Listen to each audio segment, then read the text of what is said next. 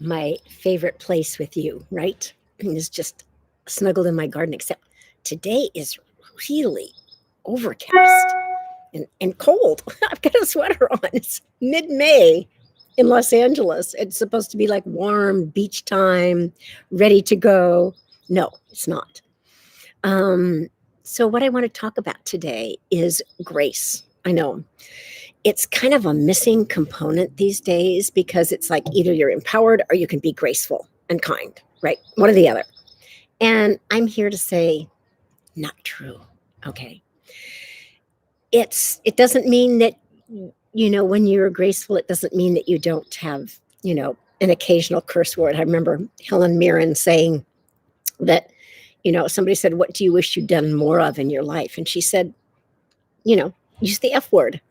Um, but she maintains a composure and a grace. And real empowerment means that when we want to be, directed at ourselves, are directed externally, there's things that we can do to stop it. And I'm going to give you one that usually works for me. We have people in our lives. Maybe you don't have any of them, but most people have people in their lives that trigger them. And we think this person makes us mad. And I'm here to disperse that myth. It's like we have the anger, we have the upset, we have the frustration, which are all really nice names for anger, right? um, and somebody triggers it. That's what it is. They push that button that makes us livid, crazy, jealous, whatever you want to, do. And then we say or do things that probably in our more sane, connected moments we regret because they are neither kind nor connected nor loving to ourselves or anyone else. Right. So in those moments, if you have to practice this ahead of time or it will not be there for you in those moments when you want it. But it's very simple. You're going to just bite your tongue lightly. You're not going to put, not piercing your tongue with your teeth. It's not a new method of piercing. You're just going to bite your tongue lightly and you're going to breathe. Right. So just going to breathe and you're going to breathe through your mouth or the sides of your mouth while you're holding your tongue. So it helps to calm down your parasympathetic nervous system because our sympathetic nervous system gets triggered and it's like, ah. Your sympathetic nervous system is the one that gets you to say, I can do this. I am really, I can make this happen. I'm really good at this. This can work. This is like, let's go. Let's do it. Let's make it happen. It's the sun energy. It's like, yes, rah, right. Your parasympathetic is the one that goes, calm down, receive, connect, allow, sink back into yourself. So that's what this breath helps with. And it's free.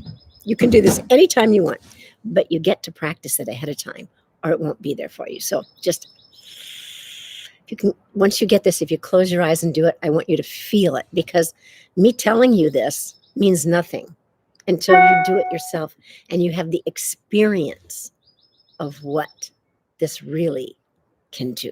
So you're breathing through the sides of your mouth, you're exhaling through your nose. And just as long as you can inhale, that's what you want to do. If you start really deep down, close to, below your navel, like really down by your pubic bone, and get really big and fat on the inhale. A lot of people have learned reverse breathing, which means that when they inhale, they get really skinny and you want to feel like you're the balloon, right? And the divine is blowing into you and expanding you and making you juicy and alive and connected and graceful. Okay, so just big, but not tight here, and your shoulders don't come up to your ears. Just, this is relaxed, just really diaphragmatic. And then exhale out your nose. Do it as long as you can. Just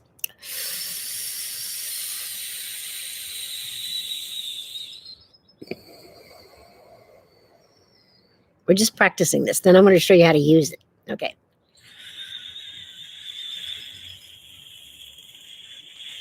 But you want to make friends with it first. So by getting to know it, that's what we're doing now.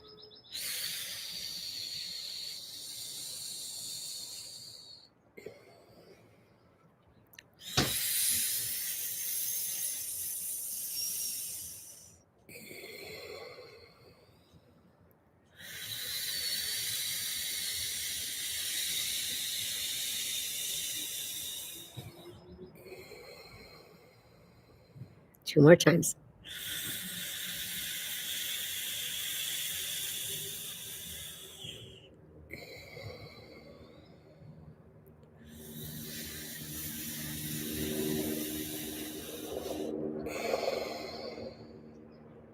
Okay, inhale deeply and exhale.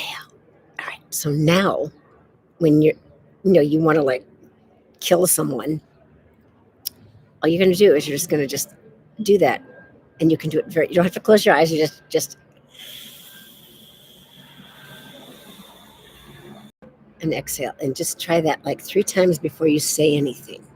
Okay. And if you do that 3 times before you say anything, the chances of saying something or acting in a way that's, funky and dysfunctional. I'm hearing people all the time on their phone, women screaming at people on the phone and, just walking down the street and cursing and, you know, and I don't think that things, try it like 2, 3, 4 times a day. Just stop and just do it when you're on your way to the bathroom. Do it when you're on your way to your car. Do it when you're walking down the street and nobody can hear you. They don't know you're doing it. It's not that weird. I have plenty of other weird things for you that I'll share with you, but that's not really a weird thing. So just practice it and see if it can't serve you so that you can pull your energy back. Because when we lose our grace, we say we lose our shit, right? Yeah. No, we don't. We just lose our shit all over people. We just shit on people. So, yeah, we don't want to really do that.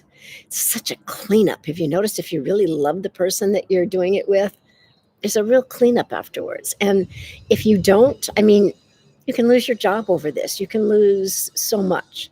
So, regaining, reactivating that empowered grace state so that you can come forth and in that few breaths, you can reorganize yourself to say what it is you really want to say to be effective.